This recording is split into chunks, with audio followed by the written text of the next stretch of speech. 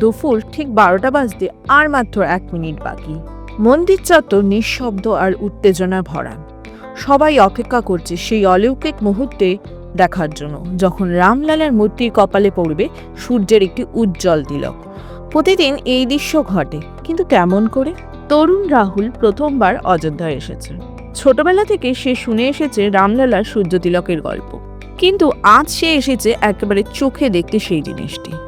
এই ঘটনার পেছনে সত্যি কি কোনো অলৌকিকতা আছে, নাকি আছে বিজ্ঞান?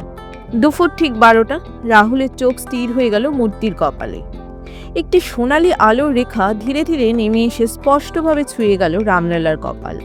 লোকেরা আবেগ বিহ্বল, কেউ চোখ বুজে প্রণাম করছে, কেউ বা মোবাইলে ভিডিও তুলে রাখছে সেই মুহূর্ত। কিন্তু রাহুল তখন দাঁড়িয়ে ভাবছে, এটা কিভাবে সম্ভব? পাশেই দাঁড়িয়ে থাকা এক গাইড দাদা মুচকি হেসে বললেন রাহুলকে, তুমি কি জানতে চাও এই সূর্য তিলক কিভাবে প্রতিদিন ঠিক একই সময় একইভাবে এসে পড়ছে রামলালার কপালে? রাহুলও মাথা নেড়ে বলল, হ্যাঁ দাদা, এটা তো অলৌকিক লাগছে। তিনি বললেন, অলৌকিক মনে হলেও এর পেছনে আছে সম্পূর্ণ একটি বিজ্ঞান। বিজ্ঞানটি তবে কি? রামলালার এই সূর্য তিলক প্রতিদিন দুপুর 12টার পরে এইটি চলে প্রায় 4 মিনিট ধরে। মন্দিরে 3য় তলায় স্থাপন করা আছে একটি অত্যাধুনিক আয়না। সেই আয়নায় সূর্যের আলো পড়ে এবং 90 ডিগ্রি প্রতিফলিত হয় একটি ব্রাশের পাইপের দিকে। এরপর সেই আলো আরও একটি আয়নায় প্রতিফলিত হয়ে নিচে নেমে আসে।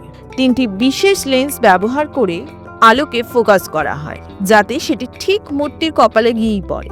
এই প্রক্রিয়াটি এমনভাবে ক্যালকুলেট করা হয়েছে যাতে সূর্যের অবস্থান অনুযায়ী প্রতিদিন একই সময় একই জায়গায় আলো এসে পড়ে। রাহুল চুপচাপ দাঁড়িয়ে থাকে এবং চোখে বিস্ময়। সে বলে ওঠে, মানে এটা তো মন্দির নয় শুধু, এটা তো এক ধরনের বিজ্ঞান মন্দির। গাইড দাদা হেসে বলেন, এটাই হলো ভারতীয় স্থাপত্য আর জ্যোতির্বিদ্যার সম্মেলন।